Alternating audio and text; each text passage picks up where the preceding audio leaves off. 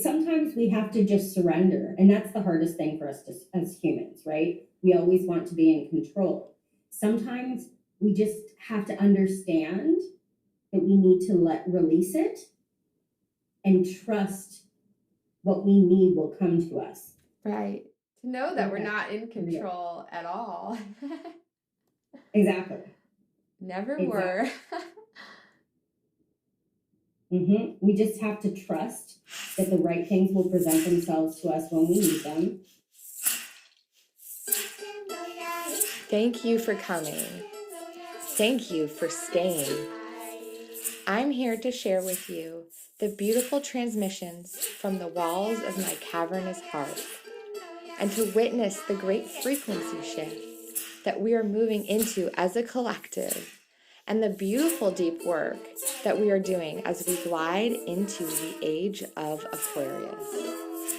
This is the Liminal Frequencies podcast. Let's go. I see you out there anchoring the light, speaking your truth, and just holding within you your wildness, your nature, the gifts that you have to share, the new gifts that are coming online. Today, we have a very special guest, Deva Neely. And Deva has worn many hats over the years, but life changed drastically for Deva when she lost her brother in 2013 to suicide. The trajectory of her life catapulted her into realms she wasn't expecting. On her grief journey, she tapped back into a gift she had since childhood, and it was her brother who helped her get it back. Deva is now a psychic medium and grief coach, helping others on their grief journeys, teaching people that death is not a finality. Deva now helps people tap into their own intuitive abilities to learn how to communicate with their departed loved ones, sealing the gap between the human and the spirit world. So beautiful to have a world bridger here. And what a better gift to give somebody than to express through them this connection to their loved one, their ancestor that has departed, to show them that they are still loved and they are still remembered. I want to read to you a quote from Toko Paz Turner book, Belonging. In my practice, I work with many medicine people who have sent their gifts for dreaming, seeing, and creativity into exile. These gifts are often forged in the belly of trauma, then sent into hiding because the world feels too hostile to use them in the open. The problem is that in armoring our sensitivity, we're in danger of numbing the whole spectrum of our feeling. When we are thrust into exile, we are suddenly flooded with the backlog of unfelt feelings. This is why it can seem like one heartbreak joins with every other heartbreak you've ever felt in one mass of insurmountable grief.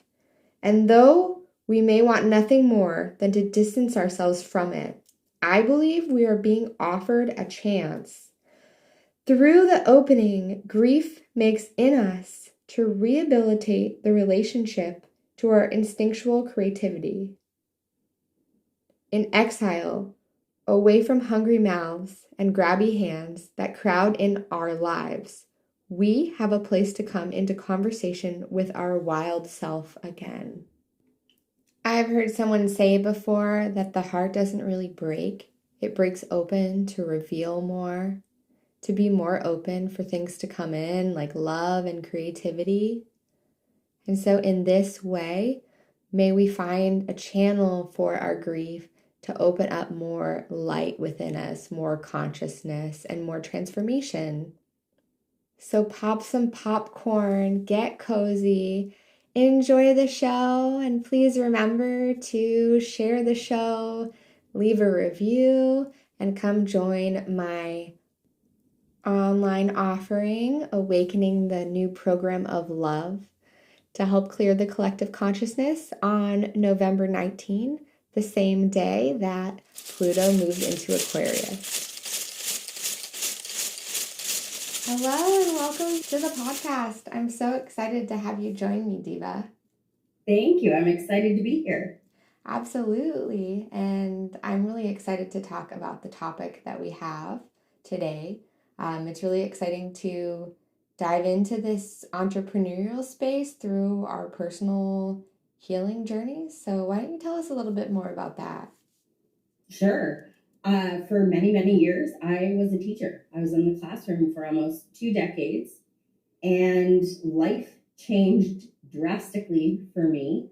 My brother died by suicide in 2013, and my life came crumbling down around me. And it forced me to stop. And I think at the time, I thought it was horrible. Now I know it was probably the best thing that could have happened to me, because it forced me to have to look at my life very differently. And so there was many years of healing involved in my next steps. And I left the classroom. I was struggling. I was struggling with severe PTSD, anxiety. I was in trauma programs. I was in therapy. And I was struggling just to stay alive on a daily basis. I was dealing with suicidal ideation. And I mean, there was my brother's death, and there were subsequent traumas that happened thereafter, which is what caused sort of my life to implode. And there was a paradigm shift that happened in my life. And I was part of a survivor group for PTSD. And a woman asked the question in the group, "How long have y'all been dealing with PTSD? I just got diagnosed." And I was skimming the comments, and one jumped out at me that changed everything for me. This woman said, 43 years and counting. And I knew in that moment that that could not be my story. That would not be my story. I knew I would not survive that. And it was in that moment I knew that I had to take a proactive step to my own healing. And so I was determined to try anything and everything, not knowing what would work, but willing to try anything because I was that determined for my story not to be like hers. And I did. I went on this journey of self-discovery, really, but through doing any modality I could think of, from yoga to hiking to taking a course on angels to, like, name it, I was trying it. And when people say, well, what worked? I'm like, I everything? Like, I'm not really sure what one thing did it for me. My theory What? is that you decided to get better, and it does not matter what you decide to do or not do after that. Right. Mindset shift that really is what did it. And it was me starting to look at myself as worthy enough to do the work on. And I think that was different.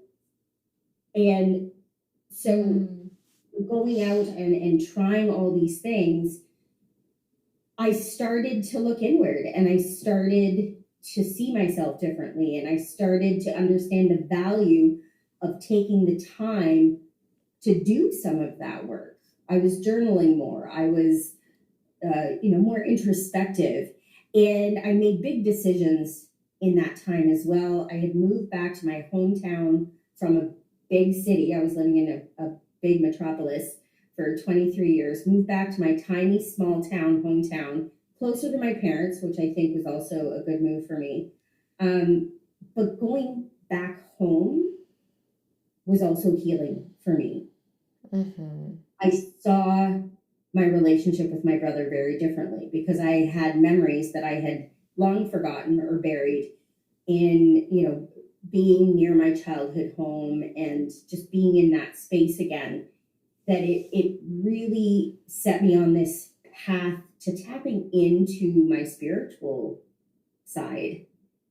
And it was through my brother that all really came to light. I've always had intuitive abilities. And so as a child, I was very open about it. At 4 years old, I was explaining quantum physics to my mom. and explaining how I was having a conversation with a playmate who was upstairs in my playroom who looked just like me, except we lived in different realities, and explaining to my mom how that worked.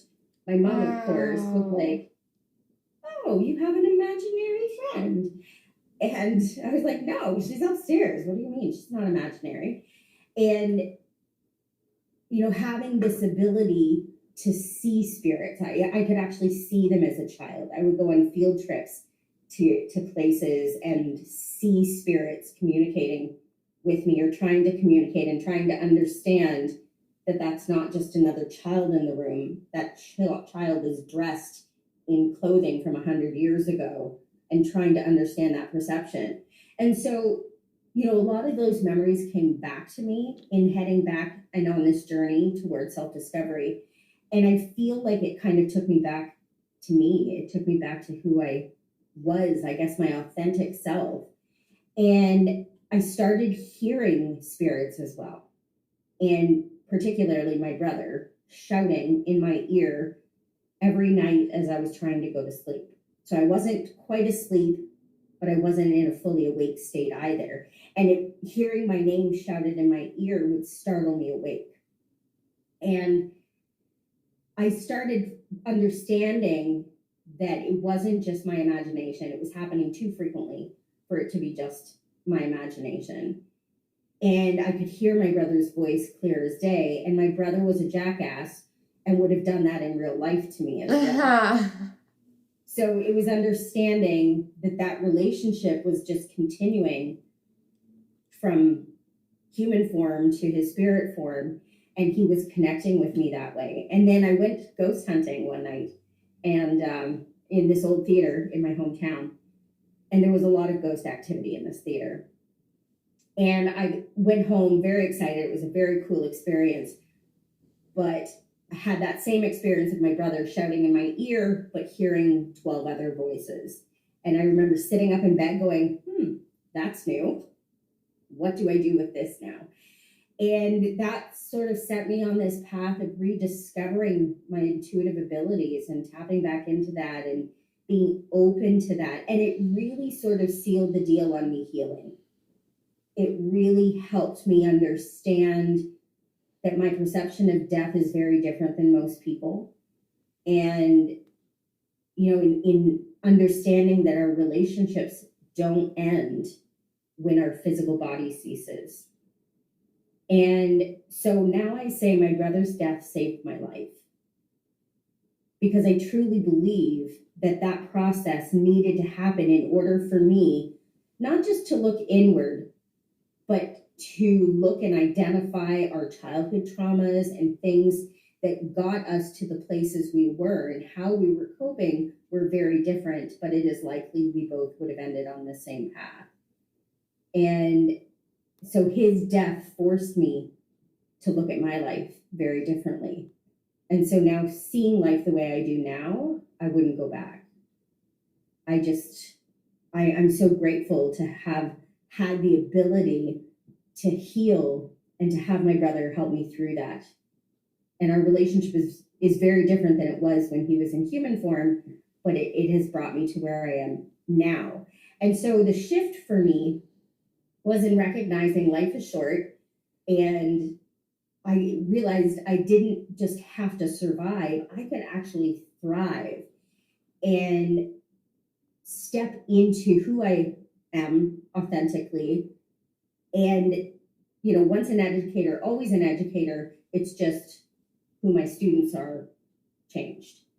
And so now, in being able to help people reconnect with their deceased loved ones, helping them on their grief journey, helping them understand that relationship is not lost, it just looks different. That's sort of where I'm at now. And so I shifted into this spiritual entrepreneurial space, in that this is now what I do, and shifting that mentality of being a teacher and having a job to continuing in education. Yeah. But now I'm an entrepreneur. And yeah, you are a teacher. You just have this, you had an unfolding of your healing journey to show you exactly how you can teach people for the highest benefit. Absolutely. Absolutely. Like I just felt this whole world opened up to me and I started seeing things so drastically different. And, you know, throughout, it was happening throughout the pandemic. So in a time when people were feeling very closed off, I was starting to open up. Right. And opening within this like caterpillar time where we kind of dove in a little deeper to things that were unfolding for us. And for me, also, I was discovering a lot of deeper secrets in the universe and like just like being a witness to that instead of necessarily focusing on what's going on outside all the time. yeah, absolutely. Right. It sort of forced us all, I think. If there's one thing I can say that was positive from the pandemic is it forced us all to reevaluate our lives, to look at things slightly differently. How we all process that obviously looks very differently given the state of our world now, but it did force us to take a step back. We were forced to stop. And we have never had that in history where the whole world had to stop and yeah, exactly. just exist, just be in wondering what was our next step. And so for me, that time allowed me to really focus on seeing and understanding myself. And your gifts, and what a beautiful thing. I think a lot of people change their focus around that time to get away from this hustle and move into a flow and things that felt beautiful and more family time and more outdoor nature time. And then also for me too, the veil was really lifting at that time, and I started to have past life regressions just in meditation and just in weird circumstances where I was like, okay, this thing is not the reality that we're in right now, is not the reality that we've been in, and we're transitioning to see more of ourselves. And I could feel it in all my clients too. I could feel the energy wasn't specifically like tied up in the body as much as it was used to be. It was more ephemeral, and there was more liminal spaces that people had access to, and people were ready to discover that and explore it on a 5-dimensional level, as opposed to just kind of looking for answers in the same paradigm that wasn't working. Yes. I think it sort of set us on this path to enlightenment. And some people don't even realize that that's what's happening. It's knowing that we want more, we think there's more out there. And it started to set this collective shift, I think anyway, this collective shift of stepping away from more organized religion, so to speak. Yeah. And starting to ask better questions, bigger questions about our existence, about life, about, our spiritual connection, whatever that looks like for people. Right. And I think it's a really interesting time, and it's certainly something that will be interesting to look back on as we walk out of that further and further. I don't know if you know this, but the pandemic was getting us ready for a time where the magnetic north and the true north of the planet came into alignment with each other. And so there's something very interesting about how the North Star lines up with Arcturia, the North Star, right? Wow. And it connects with the Arctic, and that's why they call it Arctic. And then there's like means bear in whatever, maybe in Inuit language, I'm not really sure. But that alignment was like during coronavirus, which means crown in Spanish. And there was this thing that was happening. And I remember, if I got COVID, I'm not sure because I didn't test for it, but that I had a lot of crown chakra stuff and headaches and many things, a lot of throat chakra stuff too. But I noticed that things are coming online that weren't online before. In order for us to kind of manifest a better alignment, we had to go inward. It was just really necessary for us. That's fascinating. And maybe we might have done it without a pandemic. Who knows, right? Like there might have been something else that causes us to go inward, that caused us to go to those spaces. But yeah, I too understand. I think I was going through in astrology like my perfection year of my 12th house or something like that, like a spiritual awakening. And I was journaling, I was dreaming, I was doing dream work, I was focusing so much on this inner journey that I was having. And there wasn't as much community in my world. Because I was going through these changes, I didn't, friends that I had, acquaintances that I had, they just didn't really understand where I was at. And so it was very much an inward journey for me during that time. And that's strange for me because I'm such an extrovert. So it was like, okay, like we're changing. Things are shifting. Yeah. So I love your story. I love how you said that what happened was I decided I was worthy enough to do the work. Was there a moment that you were like, oh, and I mean, I'm curious how other people could maybe tap into that, because that's a thing that I think affects how everybody interacts with their business and shows up as an entrepreneur, is not feeling worthy enough for the gratitude and the abundance that's going to come your way. I think it's whether it's a conscious decision or not. I don't know. And I think it's more in retrospect. I could see it at the time. I didn't see it as that. I just saw that paradigm shift for me was more me responding to that woman saying 43 years and counting, and me going, hell no, I cannot do this for 43 years. There is no way I will survive that. And I had a choice of one of two things: keep doing what I was doing and staying stuck and living in fear, or take an active approach to try whatever I could find, hoping something was going to work. So I don't even think I truly knew what that was going to be. I just knew I was now willing to try anything. I was done waiting for those things to come to me, right? Because a lot of times when we're stuck in mental health issues and we're in therapy, we are at the hands of people saying what is available to us. So getting into a trauma program, I was on the 2-year waiting list. So you're stuck because there's not the availability. And so perhaps it was kind of a bunch of things that came into alignment at the right time for me to go, oh no, nope, this cannot be me. I need to do whatever I can to help myself. Yeah, you chose yourself over the idea, the paradigm that like you have to be on this wait list and then someday somebody's going to help you with this service or whatever it is.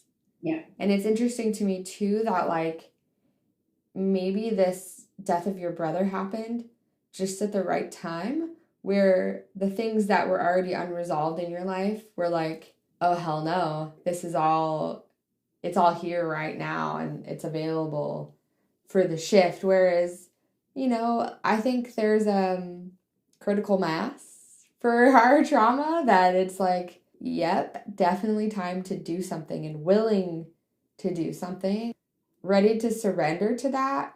Because I see people sometimes and they're just not there. They're not ready to take the step that they need, or whatever's in their trajectory. It's like they'd have to reach a certain point. And sometimes I get people that are like, I've tried everything. Now I'm ready. Like now I'm really ready to surrender to like whatever weird stuff that we have to work on to get things to resolve. But it's such a hard place to get to, because you really do feel broken. And you really do feel at the mercy of everything else or everything happening around you. And a friend of mine said something interesting to me, because like I said, it wasn't just my brother's death. There were multiple traumas that happened, fights with family. starting to see people for who they really were, right? And even the people who are supposed to love us can be the ones that hurt us the most. And understanding that some of those relationships had been toxic for my whole life. And so all these things happening forced me to see my relationships differently. And I truly believe that the fight that we had with my family afterwards, and my mom and I removed ourselves from that, also allowed us to heal, because they are still in the same toxic, angry place that they were 10 years ago. We are not. We are not in that cycle anymore. And that to me is a huge gift. And at the time, I didn't think so. It nearly destroyed me.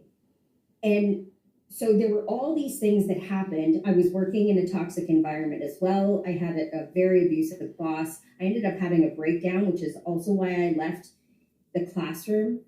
And I had a friend say to me, sometimes the universe has to hit you over the head with a 2x4 because you weren't listening to the messages it was giving you. Yep. She's not always subtle, that higher self, is she? Yeah, right?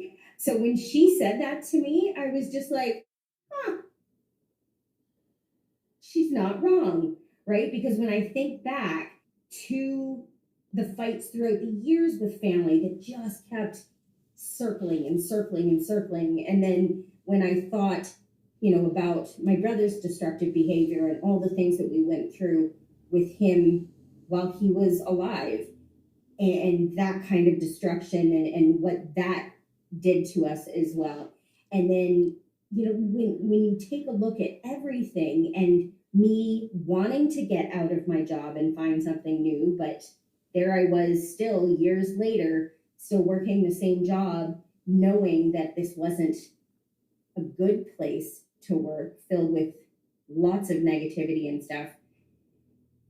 I had thought all those things. I needed to remove myself. I needed, but never did, right? We get so caught up in the circular motion of what that is in our lives. So the universe kind of said, slap you upside the head and says, well, if you weren't going to do it for yourself, we're going to remove you from those things. Yeah. And at the time, I thought it was going to destroy me. What I realized is that it really did save my life. Amazing. It's incredible how this entrepreneurial journey is such a spiritual journey where we oftentimes have to surrender. And, for you, the entrepreneurial journey, you were on a journey of your career as well, right? And to have to surrender and to have to let go of what we thought was the answer and what we thought was possible, and then just dive into the aftermath of that. And that's where we get reassembled, and that's where we get built back up again to pursue our dreams in a even more deeper way, even more beautiful.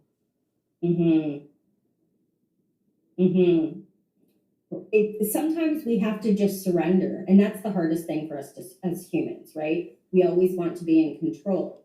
Sometimes we just have to understand that we need to release it and trust what we need will come to us. Right. To know that we're not in control at all.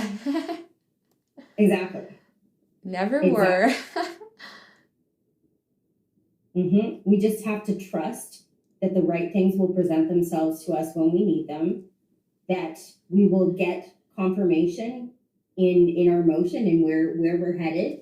We will receive those messages of confirmation that, yep, you're heading on the right path. We need to trust our instincts. That's also hard. We tend to second guess what we feel is right.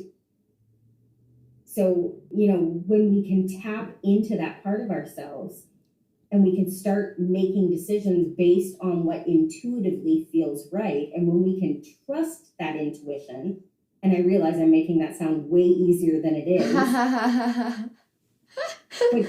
Yeah, I mean, that's what I do. That's what we both do, right? Like, we work with our intuition on an everyday basis. If we aren't following or listening to our intuition, we can't show up. We're not receiving what we need to receive, but yet still, and everybody uses their intuition, it's just not emphasized as much. Yeah. It's still a challenge, especially when it comes to you and what your guides are telling you in your relationships and your choices, as opposed to like other people, what they bring to you. That might be a little bit easier to listen to because it's more clear. Yes. Can you tell us a little bit more about your work as a medium? It's super fascinating.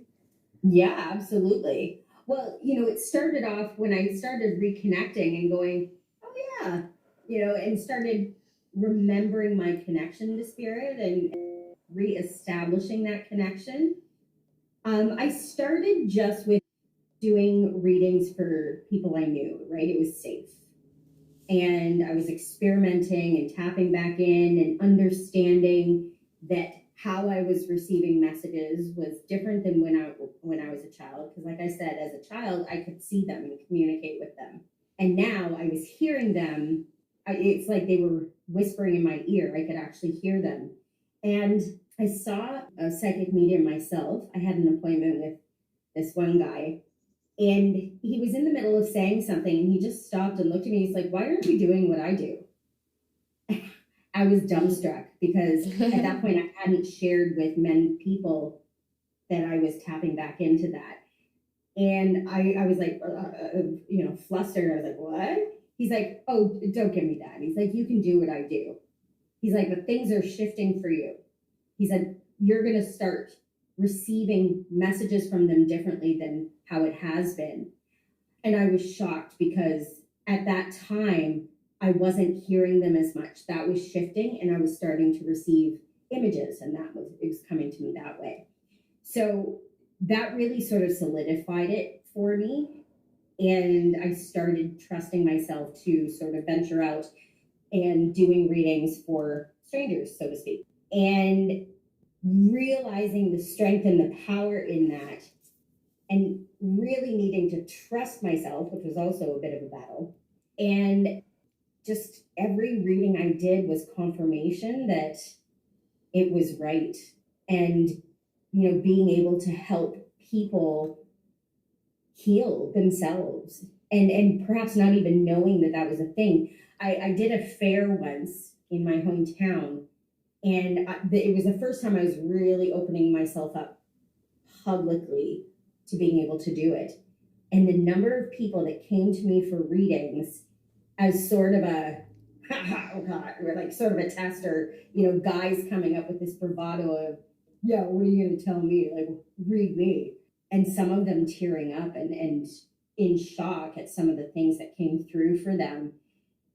That was so empowering for me. And it's not that I was doing it to feel that way. It's just taking somebody from a place of disbelief to becoming a believer and feeling the impact of what I was able to do for them and how I was able to connect them to someone was so powerful for me to see that shift in them as well. And just, again, a confirmation that, yeah, this feels right to me. This is what I meant to do.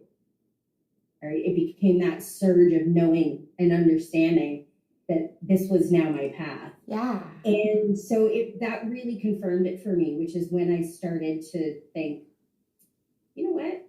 Maybe I do need to make this shift and jump into the entrepreneurial world and do this. So now my focus is helping people through grief, right? Helping people understand that my gift is not a gift just for me. Everybody has the ability. And it drives me nuts when people say, that they're a chosen one or, they were a chosen one to give this gift of theirs. Because I'm like, well, no, I truly, firmly believe everybody has the ability. We're all just at different levels of tapping in and people can learn. And so part of what I do is trying to help people understand that their relationships have not been severed because of death. Their relationship continues, and helping them see how they can maintain that relationship even though they're not physically here in their world anymore. Yeah. It's so important to me, just knowing from my own experience of, people I've lost and people that I've lost since my brother that I'm connected to, that come to me frequently. There's something special in knowing that spiritually we are connected forever. That doesn't stop when our vessel, our body ceases to exist.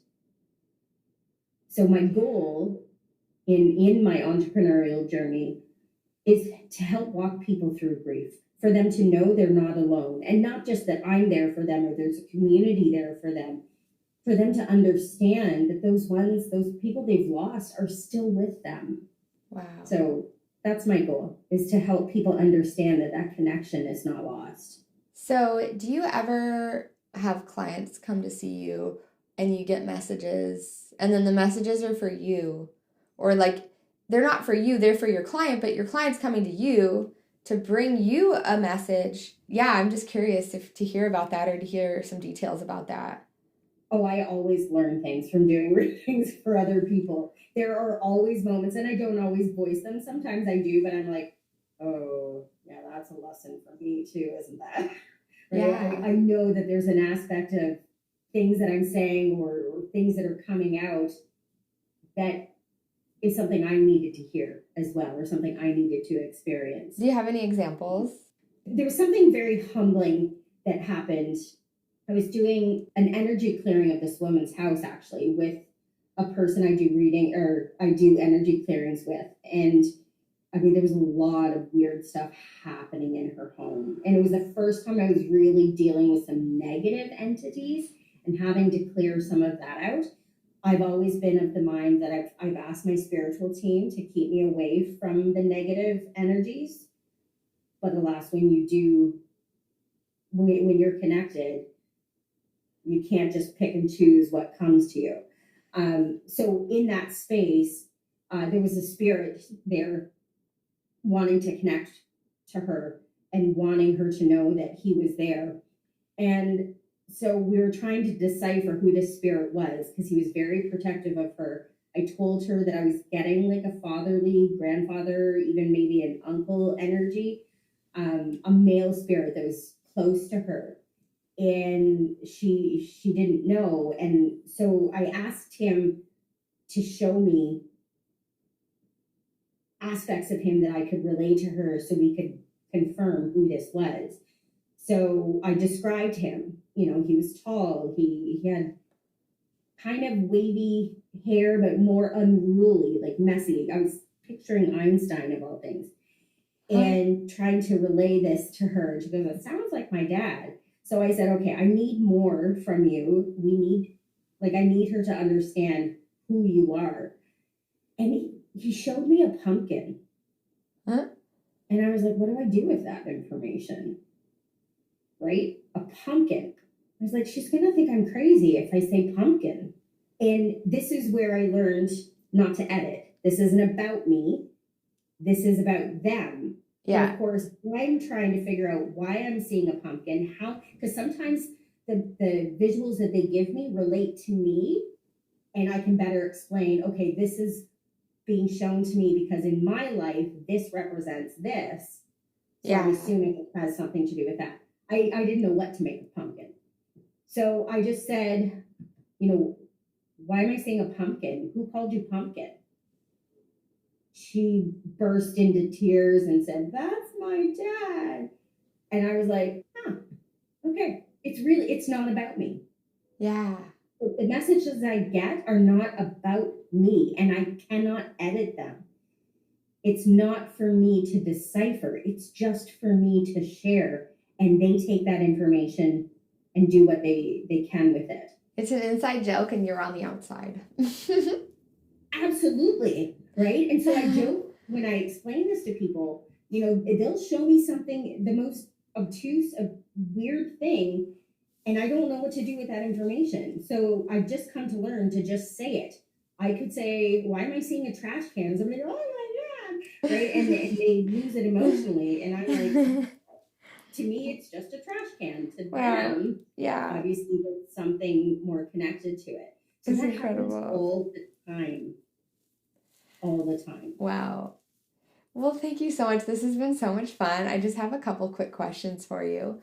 Sure. Is there something that you can say to the listeners who are looking to dive deeper into these liminal spaces and connect deeper with their intuition and mediumship or loved ones? Yeah. One thing I say to almost everybody is you need to take time to listen. We don't. There's never a time where people will just sit in silence and listen. We tend to, we tend to get awkward in silence, and we pick up our phone and we scroll or we do something. We can't just sit and be. So I encourage everyone. If you knew how much content there was in the silence, you would Right? soak it up. That's exactly it. If you want answers, if you want messages, you have to be open to receiving them. And if you are not in a place to listen, then you're going to miss it. Right? They're like, I ask for signs. I'm sure you do. Do you ever just stop and wait to see what is being told to you? What comes to you when you sit in silence? Or go out into nature and grounding. I firmly believe in using the energy of nature to feel that energy, feel that pull, and just stop and listen. That's exactly it. Oh my gosh. And in so many songs we hear things like the whispers in the wind, and like this visual we get from those lyrics. And there are plenty of songs that have imagery like that. But there's truth in that. When you sit amongst nature and you just sit and listen, there is something coming to you. Something will come to you, but you've got to stop and listen. Yeah. So that's my biggest advice to everybody. Find 5 minutes, just sit in silence and listen and see what comes. Yes. Thank you so much. And if you want to let people know about how to contact you, or if there's anything that you want to share with that audience. Yeah, absolutely. Well, you can find me on all the socials, usually under my name, Deva Neely, and or Grief Relief is also a way to find me. And I'll supply you with all the links. And I have a community membership for grief relief for people, struggling through grief. And it's a way to create a community of people that come together, that are there to help each other through. So nobody ever has to feel alone. We're in this world together. There's no getting out. That's so beautiful. Thank you again so much. It was so nice to talk to you. Thank you. What an incredible gift to share with the world, the ability that we all have to connect with spirits. I've actually been surprised in meeting people or friends that I never knew could talk to spirits, and it was part of their experience. And some of us, we sense a loved one in nature, in the flowers, in all of the trees, and they really do meet us there. About 2.5 years ago, I lost a friend to suicide, and she was the fiercest spirit, so feisty when it came to getting into the mountains and climbing and hiking, so organized for all of her trips, for packing all of her gear. And I didn't realize that she was still struggling with bipolar, and it was creating this fracture in her reality. So it was a lot to pack. And when I met her partner about 6 months ago and just got to know some more of the details that I never really knew about her. Well, recently I connected with her spirit, and she has been coming through quite a lot. But I connected with her spirit, and this is after talking to her partner who recently had a car accident, and so many things in life being up in the air, such a huge transformation, and it feels like some people are just barely holding on. And when I talked to her, I told her this, that my dear friend told me, as working as a death doula for pets, this one man told his pet, go where you feel love, go where you feel safety, and wait until I arrive. I'll be right there. And so I got a chance to spend some time with her in this liminal space in my bathtub. And I told her to go where she feels safe, to go where she feels love. I will be there. And I felt her transition. I felt her cross over into source energy. And just seeing that as a closure, a transition, that it feels like everything that happened in ahead of that time is what needed to happen for this transformation to happen, for her to be able to rest in the spirit world. My heart goes out to anybody that is experiencing loss right now, experiencing pet death, that is experiencing friends and loved ones crossing over. And I also want you to know that you have the power to connect. We all have the power to connect with our ancestors, with our loved ones. And if not now, there is a guide available to support you with this process. Well, let's put a ribbon on this show with a reading from Kim Cran's Archetypes Guidebook, The Dead End. I'm not making this up. This is what I pulled for this episode. Contrary to what its name implies, the dead end is very much alive. It is a force that stops us from moving forward as planned. It is thick, dense, uncompromising, a wall beyond all walls. With every bramble, thorn, and stone, it simply states, no more, child. You have reached the last page of this chapter. It is natural to resist its very resistance and struggle even harder to make our way, to prove our point, to hold on to what was. In this way, we fight with life itself. From a mythic perspective, the end you face is very much a beginning. There are doors opening all around you, just not the one you planned on walking through. If you are honest and courageous enough to accept, adjust, and adapt, the dead end becomes known as life's beginning. Reflect on dead ends in your past that led to unimaginable wonders. The moment you accept the ending, a feeling of grace will arise. Doors begin to open, both inside you and in the world. And it has felt like a lot of endings have been descending upon us in the last year or so, with Saturn in Pisces, Pisces meaning death, with Neptune in Pisces. And with a lot ending, a lot is opening up too. A lot is brewing. A lot of things that we don't even know are on the precipice, are waiting for their unfolding. Take a moment to close your eyes if you can, connecting with the beautiful frequency of your heart. And imagine that you are closing a door on something that no longer serves you, something you're ready to move forward from. And feel how that feeling of closing a door helps, even plastering the door with drywall, with moving forward with a clean slate. And feel the freedom within you that emerges from choosing a better path for yourself, a new beginning, a new expansion of your state. Well, I hope this episode has filled you with a lot of trust for what's to come in your path. May it be abundant, blissful, and peaceful.